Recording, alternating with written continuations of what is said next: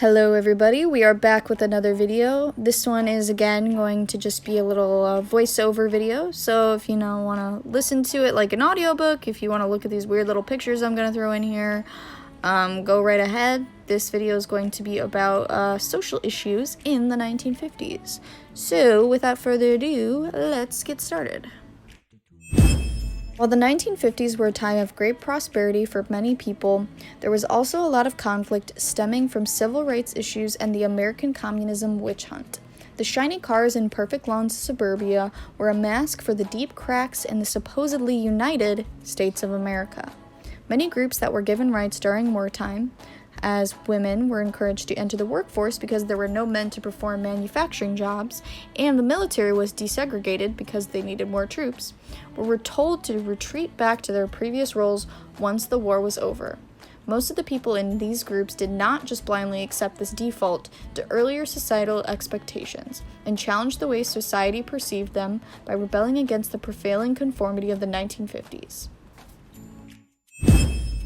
Let's kick it off by discussing the civil rights movement. While the battle for equality had been going on for years, it reached everyday recognition in the 1950s. This shift was somewhat triggered by the Brown v. Board of Education decision that declared segregation in schools unconstitutional. Southern citizens and governments put up violent resistance to this decision, pulling their children out of schools and enrolling them in segregation academies. In addition, physical violence and intimidation tactics were also used to dissuade African American students from attending school. For example, there was the Little Rock 9 incident. 9 black students attempted to comply with desegregation and attend a traditionally white public school in Arkansas. The governor, Orville Faubus, sent the National Guard to prevent the students from entering the building due to imminent danger caused by the integration. President Eisenhower issued an executive order that forced the Guard to protect the students, and instead, the military reinforcements that were originally sent to keep the students out were forced to assist them to enter the school. In addition to this specific incident, a Southern manifesto was signed by 100 congressmen to state that they would do all that was in their power to uphold segregation laws. The civil rights movement had already been set in motion, however, and when Rosa Parks famously refused to give up her seat to a white person on the bus, she was arrested. This act of defiance triggered a 13-month-long African-American boycott of the public bus system, which was known as the Montgomery Bus Boycott. This devastating loss to transport companies in Montgomery led to the end of discrimination towards black citizens on buses, and only when this was achieved did the boycott end. Nonviolent protest became the main characterization of this movement.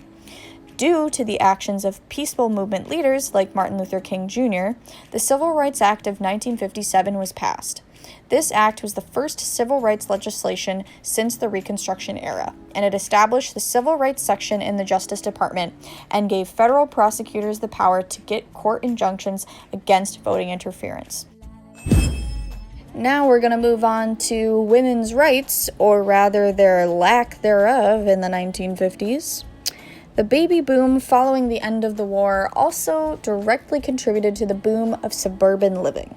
Levee towns in New York, Pennsylvania, and New Jersey were filled with inexpensive, mass-produced houses that were often cheaper than city apartments.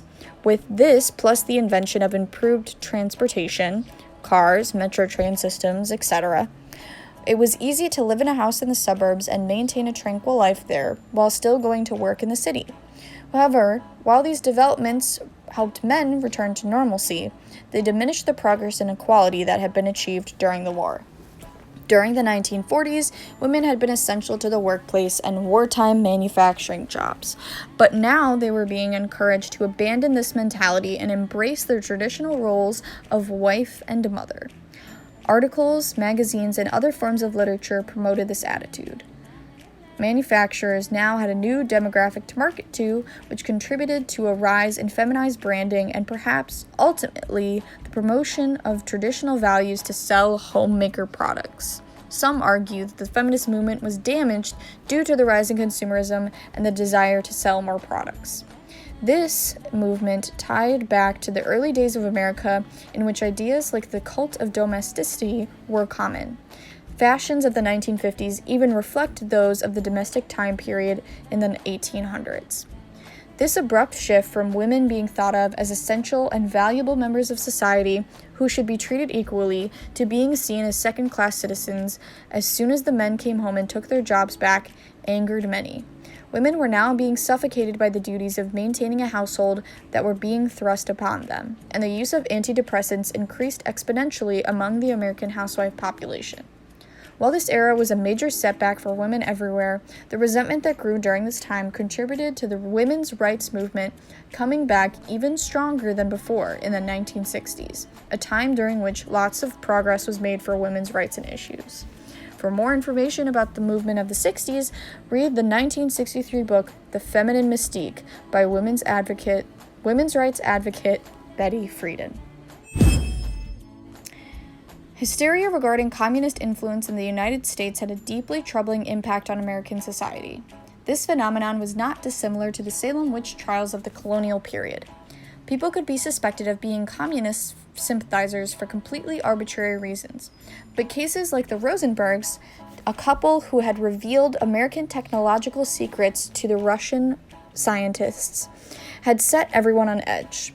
No one could be trusted, and people's lives were ruined by baseless accusations more often than people were found to actually be a threat.